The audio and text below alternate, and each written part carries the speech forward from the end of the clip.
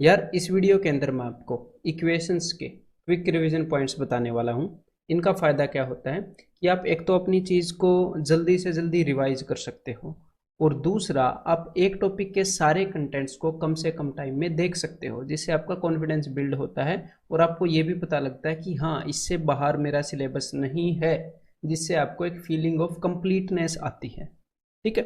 तो अब मैं क्या करने वाला हूँ इक्वेशंस के अंदर, मैं आपको प्रॉपरली डेमोन्स्ट्रेट करने वाला हूँ कि अगर आपने मान लो डेली रिवाइज करने हैं ये, तो वो करने तो हैं ही, कोई कंडीशन आपके पास है नहीं।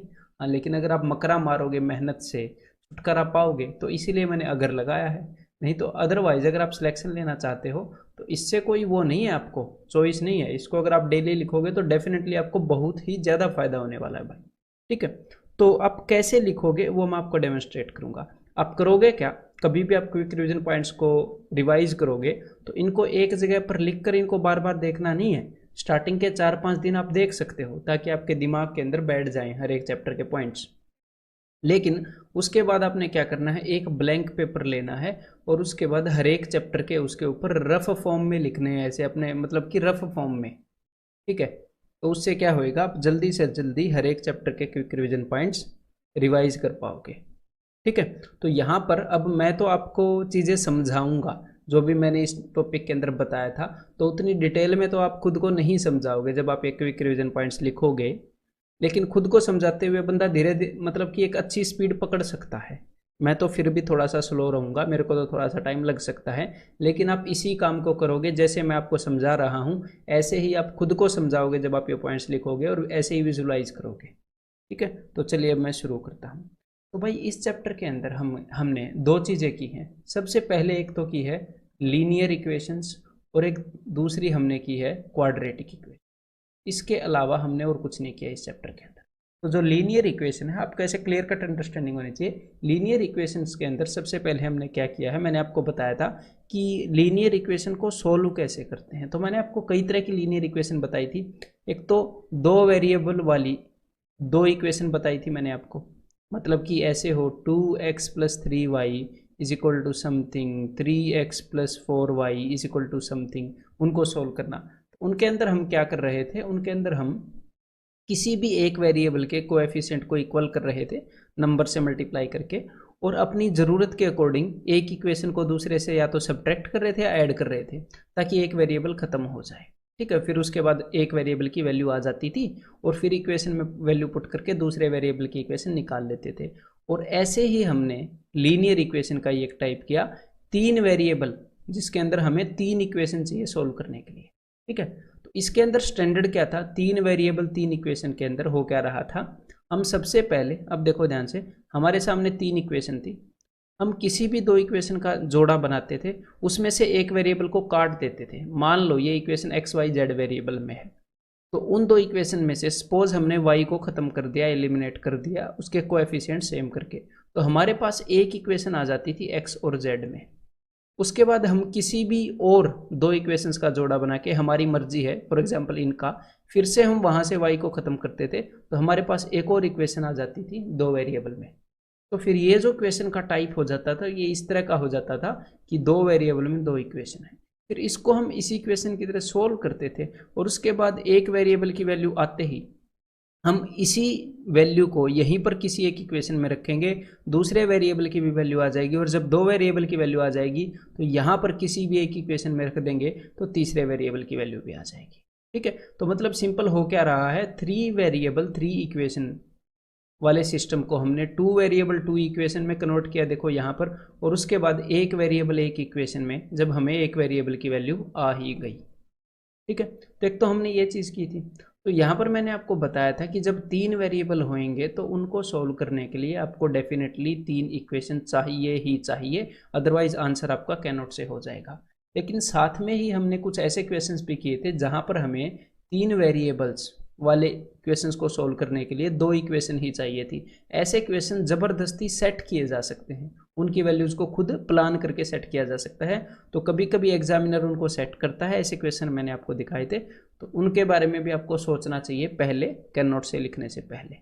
ठीक है। तो अब देखते हैं भाई नेक्स्ट। तो नेक्स्ट हमने जो किया था लीनियर के अंदर, वो किया था नंबर ऑफ सॉल्यूशंस। जैसे कि मैंने आपको बताया था कि कोई भी लीनियर इक्वेशन है वो होती क्या है, वो ग्राफ के अंदर एक लाइन ही होती है। तो दो लीनियर इक्वेशंस के कितने सॉल्यूशन हैं इसके ऊपर हमने चर्चा की। तो देखो, सबसे पहले जो लीनियर इक्वेशन है मैंने मान लिया a1x plus b1y plus c is equal to 0, और दूसरी लीनियर इक्वेशन है a2x प्लस b1y और b1 नहीं b2y प्लस, इसको मैंने c1 ले लिया, इसको c2 इज इक्वल टू 0। अब मैं एक बार इनका a1 a2 x के जो कोएफिशिएंट हैं, b के जो कोएफिशिएंट हैं और ये जो कांस्टेंट हैं, इनके ये रेशियोज लिख लेता हूँ। देखो अब ध्यान से देखो यहाँ पर, अगर देखो अब ये दो इक्वेशंस हैं, ये दो इक्वेशंस, अगर ये तीनों इक्वल हैं, अगर ये वाला केस हुआ ये पहले वाला, तो इसका मतलब जब ये तीनों इक्वल हों, डिटेल में मैंने वहां पर बताया है, तो इसका मतलब है कि भाई साहब कोइंसिडेंट लाइंस हैं। कोइंसिडेंट यानी कि एक लाइन के ऊपर दूसरी लेटी पड़ी है और कितने सॉल्यूशन हो गए, इनफाइनाइट प्लेसेस पर ये एक दूसरे को काट रहे हैं, इनफाइनाइट सॉल्यूशन। और अगर इसके अंदर यहाँ पर नॉट इक्वल टू आ गया, तो इसका मतलब है कि भाई ये पैरेलल लाइंस हैं, पैरेलल समानांतर रेखाएं। को इंसिडेंट का मतलब है संपाती रेखाएं। तो यहाँ पर पैरेलल का मतलब है कि दो लाइनें कभी भी एक दूसरे को इंटरसेक्ट या प्रतिच्छेदित नहीं कर रही हैं, यानी कि यहाँ पर नो सॉल्यूशंस, नो सॉल्यूशंस। ठीक है। और अगर ये यहाँ पर ऐसे हो जाए, हमें आगे के बारे में पता नहीं जो भी होगा, लेकिन ये पहले वाले दो रेशियो जी इक्वल ना हो, यानी कि यहाँ पर जो लाइंस आएंगी उनका वन सॉल्यूशन है। ठीक है, वो लाइंस इंटरसेक्टिंग लाइंस होंगी और एक सॉल्यूशन है, वो एक पॉइंट पर एक दूसरे को इंटरसेक्ट कर रही हैं, वो इस तरह की लाइंस होंगी। ठीक है, तो ये क्लियर है। अब देखो, इसके अलावा हमने जो लीनियर इक्वेशन है उसके अंदर कुछ नहीं किया था। अब मैं इसको रब करके क्वाड्रेटिक इक्वेशन पर आ रहा हूँ। ठीक है, तो चलिए अब हम क्वाड्रेटिक इक्वेशन की तरफ चलते हैं। ऐसे आपने क्या करना है, ऐसे लिखना है कि लीनियर में ये चीज़ थी, क्वाड्रेटिक में ये चीज़ थी। तो यहाँ पर तो मैं आपको समझा रहा हूँ, जब आप खुद को नहीं समझा रहे होगे तो ये तो आप 5 मिनट में लिख लोगे। एक चैप्टर को 5 से 7 मिनट में रिवाइज करोगे तो कैसे 1 घंटे के अंदर पूरा क्वांट टनाटन रोज रिवाइज कर लोगे आप। ठीक है, तो अब तक आपने जितने भी चैप्टर पढ़े हैं ना, तो उनको रिवाइज करना स्टार्ट कर दो मेरे भाई। You will definitely thank me अगर आप इसको आप बड़े अच्छे से यूज़ करोगे तो। ठीक है, बड़ी तगड़ी ज़बरदस्त चीज़ है। तो चलो भाई, अब मैं आपको बता देता हूँ कि क्वाड्रेटिक इक्वेशन में हमने क्या क्या किया।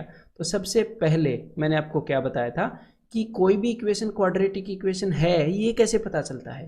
तो देखो, उसके लिए हमें दो कंडीशंस चेक करनी होती हैं कि जो उस इक्वेशन के अंदर जो x की या जिस भी वेरिएबल में वो इक्वेशन है, y में, z में, t में, उसकी जो हाईएस्ट पावर है, जो मैक्सिमम, जो बड़ी से बड़ी घात है, वो 2 होनी चाहिए। और दूसरी जो भी पावर्स हैं, जो भी पावर्स हैं वो सारी इंटीजर होनी चाहिए। ऐसा नहीं होनी चाहिए कि कोई पावर 2/3 है, 1/3 है।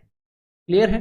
तो एक तो हमने ये किया था, और फिर मैंने साथ में ही आपको स्टैंडर्ड फॉर्म बताई थी क्वाड्रेटिक इक्वेशन की, कि जनरली हम इसको ऐसे लिखते हैं और इसी के हिसाब से सारे फॉर्मूले हम बना रहे होते हैं।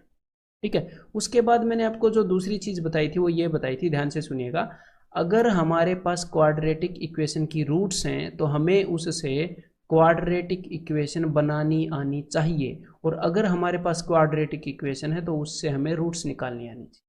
अगर हमारे पास रूट्स हैं कि भाई 3 और 7, तो हमें ये पता होना चाहिए कि क्वाड्रेटिक इक्वेशन की स्टैंडर्ड फॉर्म हम एक और हिसाब से भी लिख सकते हैं, और वो गलत नहीं है।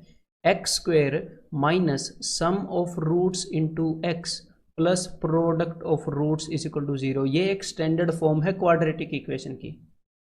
ठीक है, और ऐसा मत सोचना कि यहाँ पर ये मैंने 1 बना रखा है। देखो भाई, अगर आप मान लो दो इक्वेशन ऐसे हैं, 1/3 एंड 5/3 ऐसे हैं। ठीक है, तो इनका सम ऑफ रूट्स क्या है, सम ऑफ रूट्स है इनका 6/3 यानी कि 2, और प्रोडक्ट ऑफ रूट्स क्या है, प्रोडक्ट ऑफ रूट्स है 5/9। तो आप इसको ऐसे डेफिनेटली लिख सकते हो, x² माइनस 2x प्लस 5/9। ये एक स्टैंडर्ड फॉर्म है, इसमें कोई भी खराबी नहीं है। लेकिन एग्जामिनर जब इस 9 को यहाँ पर पहुँचा देता है ना मल्टीप्लाई करके, तब जाके यहाँ पर कोई चीज़ आती है।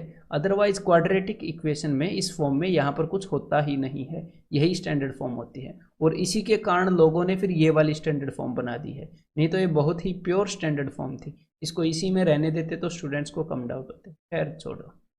ठीक है, तो क्लियर है। तो आपकी ये जो इक्वेशन है ये आपको हेल्प करेगी कि जो इक्वेशन की रूट्स हैं उनका सम क्या होता है, उनका प्रोडक्ट क्या होता है, उसकी रिलेशन डिटरमिन करने में।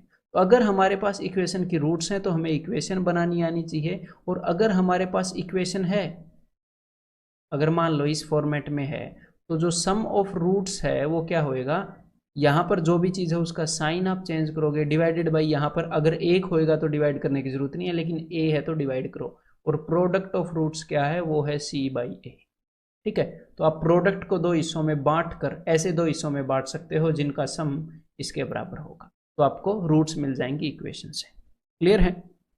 देन मैंने आपको एक और चीज़ बताई थी कि जब भी ये सम एंड प्रोडक्ट वाले जो क्वेश्चंस है ना, ये बहुत ज़्यादा आते हैं आपके एग्जाम इक्वेशन वाले के अंदर। ठीक है, तो जब भी ये सम एंड प्रोडक्ट ऑफ रूट्स वाले कंसेप्ट को एग्जामिनर यूज करता है तो वो दो एल्जेब्रिक आइडेंटिटीज भी यूज करता है बहुत ही ज़्यादा, तो उनके ऊपर स्पेशल अटेंशन देने की ज़रूरत है। आपके दिमाग में होनी चाहिए कि ये वाली यूज करता है, और कौन से वाली यूज करता है वो भी आपको बताई थी। तो वो क्या थी, एक तो ये वाली थी, ठीक है, और क्यों यूज करता है ये भी बताया था, क्योंकि जब भी वो आपको एक जो क्वाड्रेटिक इक्वेशन दे देगा तो आप मान लो उसके रूट्स ए और बी हैं, तो आपके पास ये चीज हो जाती है ए बी, और सम ऑफ रूट्स दिख जाता है, तो इसीलिए यूज करता है बेचारा एग्जामिनर। ठीक है, तो ए क्यूब प्लस बी क्यूब इसको भी यूज इसीलिए करता है क्योंकि देखो इसको हम ऐसे लिख सकते हैं, तो क्योंकि उसने आपको ए प्लस बी बता दिया, ए इंटू बी बता दिया, ए प्लस बी बता दिया, तो वो ऐसा पूछ सकता है, कोई दिक्कत नहीं है। ठीक है, और इसके अलावा नेक्स्ट जो हमने पॉइंट किया था वो ये किया था, मैंने आपको ये बताया था कि कोई भी क्वाड्रेटिक इक्वेशन है जो इस फॉर्म में है, ये जो स्टैंडर्ड फॉर्म है, इसी के हिसाब से हम सारे फॉर्मूले बना रहे हैं ना, तो वो अपनी मिनिमम या फिर अपनी मैक्सिमम वैल्यू एक्स की किस वैल्यू पर अटेन करेंगे, मतलब एक्स की क्या वैल्यू रखूं कि उसकी मिनिमम या मैक्सिमम वैल्यू होए, तो मिनिमम हो गया मैक्सिमम, ये किस चीज़ पर डिपेंड करता है। देखो जब इक्वेशन में ऐसा होएगा एक्स स्क्वेयर प्लस, मैं स्टैंडर्ड फॉर्म में लिख लेता हूँ, a x square plus b x plus c is equal to 0, जब ये जो एक्स स्क्वेयर का कोएफिशिएंट है ये पॉजिटिव हुआ तो हमारा ग्राफ ऐसे बनता है, तो मतलब कि उस केस में आपसे हमेशा मिनिमम पूछता है कि मिनिमम कितनी हुई, और अगर ये यहाँ पर नेगेटिव हुआ तो इक्वेशन का ग्राफ ऐसे बनता है। तो इस केस में देखो ये अपनी मैक्सिमम कहीं पर अचीव करती हैं, मिनिमम इसकी माइनस इन्फिनिटी होती है तो मिनिमम पूछेगा ही नहीं, और दूसरा जो केस था उसके अंदर इसकी मैक्सिमम इन्फिनिटी होती है तो मिनिमम आपसे पूछता होता है। ठीक है, तो आपसे वही पूछता है जो उस इक्वेशन की ऐसे किसी जगह पर अचीव होती है, तो उसकी टेंशन नहीं लेनी। तो मिनिमम और मैक्सिमम दोनों वैल्यूज जो अलग अलग इक्वेशंस मैंने आपको बताई उनकी उसी जगह पर अचीव होती है जब उनका सम ऑफ रूट्स को आप 2 से डिवाइड करते हो, मतलब कि उनकी रूट्स के एवरेज निकालते हो, यानी कि सम ऑफ रूट्स क्या होता है, माइनस बी अपॉन ए, माइनस बी अपॉन ए, तो इसको मैं 2 से डिवाइड कर रहा हूं, जब x की value minus B upon 2a होती है तो वो इक्वेशन अपनी मिनिमम या मैक्सिमम वैल्यू अचीव कर लेती है। और मिनिमम और मैक्सिमम वैल्यू होती क्या है इक्वेशन की, देखो x की वैल्यू जब इतनी होगी तब वो अचीव कर लेगी, लेकिन क्या होएगी मिनिमम और मैक्सिमम, क्या अचीव करेगी, उसके लिए ये फॉर्मूला है, जो वैल्यू है वैल्यू इट सेल्फ की जो मिनिमम और मैक्सिमम है वो क्या होगी, 4ac minus B square upon 4a। Clear है। देन इसके अलावा पांचवी चीज मैंने आपको क्या बताई थी, पांचवी चीज मैंने आपको बताई थी जी नेचर ऑफ रूट्स। ठीक है, तो नेचर ऑफ रूट्स को एक बार जल्दी से रिवाइज करवा देता हूं। जो नेचर ऑफ रूट्स है वो अल्टीमेटली आपका डिपेंड करता है, क्योंकि जो ये स्टैंडर्ड फॉर्म है जो यहाँ पर लिखी थी थोड़ी देर पहले, इसको आप एक इस तरीके से भी इसके रूट्स निकाल सकते हो, minus B plus minus under root, ये आपने स्कूल में भी डेफिनेटली पढ़ा होगा, एनसीईआरटी में है तो कहाँ पर बच के जाओगे, पढ़ना ही पड़ेगा। ठीक है, डिवाइडेड बाई 2a। तो देखो जब ऐसे स्टैंडर्ड फॉर्म में, और अब करते हैं भाई एक बार, थोड़े से सांस ले लो एक बार, हाँ देखो मैं रब करते करते कभी कभी कुछ बोल देता हूँ, कुछ और ही मुंह से निकल जाता है, इसलिए चलो अब एक चीज़ पर ध्यान देते हैं एक बार में, आपको पढ़ाना काफ़ी इंपॉर्टेंट काम है, ठीक है, सिखाना किसी को। अब देखो ये जो है ये इक्वेशन की रूट्स हैं, इक्वेशन की रूट्स, तो यहाँ पर इस अंडर रूट के नीचे जो चीज़ है वो क्या है, उसको हम डिस्क्रिमिनेंट बोलते हैं। तो जो रूट्स हैं वो किन किन तरह की हो सकती हैं, देखो वो हो सकती हैं इमेजिनरी हो, वो हो सकती है कि भाई रियल हो एंड डिस्टिंक्ट हो। डिस्टिंक्ट मतलब कि अलग अलग हो सकती हैं, जो रूट्स हैं वो रियल हो एंड इक्वल हो, और वो हो सकती है रैशनल हो, या फिर इक्वेशन की रूट्स इरेशनल हों। जो जो आपसे पूछेगा वो मैं बोल रहा हूँ, जो जो भी पूछने के चांस हैं वो सारे। तो देखो ये कैसे कैसे होंगे वो मैं आपको बता देता हूँ। देखो भाई, कोई भी चीज़ इमेजिनरी, कोई भी नंबर तब बनता है जब अंडर रूट के नीचे नेगेटिव आ जाता है। और अंडर रूट के नीचे यहाँ पर नेगेटिव कैसे आएगा, यहाँ पर नेगेटिव तभी आएगा जब हमने जिस चीज़ में से, जब हम छोटी चीज़ में से बड़ी घटा देंगे। इसका मतलब when B square is less than 4ac, तो नेगेटिव आ जाएगा, मतलब कि रूट्स इमेजिनरी हो जाएंगी। और जब B square will be greater than 4ac, तो रियल होएंगी और डिस्टिंक्ट अलग अलग होएंगी। तो अब अलग अलग यानी कि एक जगह पर इक्वल भी हो सकती है, तो इक्वल तब होंगी जब B square is equal to 4ac। अब रैशनल और इरेशनल कैसे हो सकती हैं? कोई भी चीज़ इरेशनल तब होती है जब अंडर रूट के नीचे कोई ऐसी चीज़ आ जाए जिसका अंडर रूट निकले ही ना। ठीक है, जिसका अंडर रूट निकले ही ना, चाहे वो इवन हो, ओड हो, प्राइम हो, कंपोजिट हो, फर्क नहीं पड़ता। अगर अंडर रूट नहीं निकला तो वो इरेशनल है। ठीक है मेरे भाई, तो देखो इसका मतलब अगर ये जो इस अंडर रूट के नीचे है ये परफेक्ट स्क्वायर आ गया तो अंडर रूट निकल जाएगा, अगर नहीं आया तो नहीं निकलेगा। तो अगर अपना डिस्क्रिमिनांट मतलब कि B square minus 4ac perfect square है तो रूट्स विल बी रैशनल, अगर discriminant not a perfect square है तो इरेशनल हो जाएंगे। क्लियर है, ये सिंपल सी बात है। और एक और चीज़ मैंने आपको बताई थी नेचर ऑफ रूट्स के बारे में, अब मैं इसको रब कर रहा हूँ। क्या चीज़ बताई थी कि भाई रूट्स का साइन डिटेक्ट करना, तो देखो उसको भी मैं अभी डिटेल में आपको बता देता हूँ। देखो उसको हम कैसे डिटेक्ट करेंगे, उसको हम डिटेक्ट करेंगे sum of roots and product of roots से। तो देखो यहाँ पर मैं सारी पॉसिबल वैल्यूज लिख लेता हूँ। सम ऑफ रूट्स पॉजिटिव हो सकता है ना, तो हो सकता है प्रोडक्ट ऑफ रूट्स भी पॉजिटिव हो या फिर वो नेगेटिव हो। सम ऑफ रूट्स नेगेटिव होएगा तो हो सकता है वो पॉजिटिव हो या फिर वो भी नेगेटिव हो। तो ये चार ही केस हो सकते हैं। तो अब मेरी बात को ध्यान से सुनिएगा। ठीक है, इस केस के अंदर जब सम ऑफ रूट्स भी पॉजिटिव है, प्रोडक्ट ऑफ रूट्स भी पॉजिटिव है, तो इसका मतलब दोनों रूट्स पॉजिटिव हैं। रटना नहीं है मेरे भाई, कहीं रट के बैठ जाओ, समझा रहा हूँ। ठीक है, हाँ, रटवाने का मेरा मन नहीं करता, और आपको भी रटना नहीं चाहिए, नहीं तो फिर सिलेक्शन नहीं होएगा। भाई दो वैल्यूज का प्रोडक्ट पॉजिटिव है मतलब या तो दोनों पॉजिटिव हैं या दोनों नेगेटिव हैं, या तो दोनों नेगेटिव हैं। लेकिन उनका सम भी पॉजिटिव है तो दोनों नेगेटिव तो हो नहीं सकती, तो समझो इनको। अब दो चीजें हैं, दो वैल्यूज हैं जिनका प्रोडक्ट नेगेटिव है। देखो प्रोडक्ट ऑफ रूट्स ये है, तो नेगेटिव है तो इसका मतलब एक नेगेटिव है पक्का। और दोनों का सम पॉजिटिव है, इसका मतलब जो बड़ी वाली है ना, जो जो बड़ी वाली है वो पॉजिटिव और छोटी वाली नेगेटिव है। ठीक है, तो मतलब एक पॉजिटिव है एक नेगेटिव है। अब इस वाले केस को देखो, जो प्रोडक्ट है वो पॉजिटिव है, यानी कि या तो दोनों पॉजिटिव होंगी या दोनों नेगेटिव होंगी। लेकिन सम नेगेटिव है तो भाई दोनों पॉजिटिव तो हो नहीं सकती, तो इसका मतलब दोनों नेगेटिव ही है। तो इसको समझो चीज़ों को। अब देखो यहाँ पर जो प्रोडक्ट है, सबसे पहले प्रोडक्ट को देखा करो, उससे सबसे पहले अंदाजा लगता है कि प्रोडक्ट नेगेटिव है, यानी कि एक नेगेटिव है और एक पॉजिटिव है।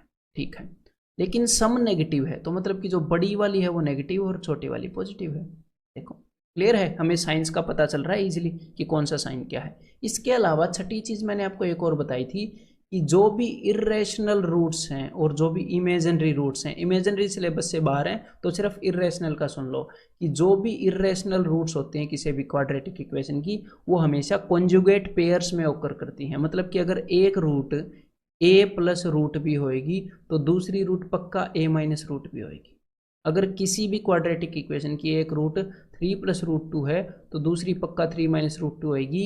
ये ना हो ये इम्पॉसिबल है, पक्का होएगी ही होएगी। अगर एक रूट 1+√7 है तो दूसरी 1-√7 होएगी। समझ गए? तो बस यही सारे कंसेप्ट थे, और आगे से ऐसे ही आपने रोज इनको रिवाइज करना है। ठीक है, लगे रहो।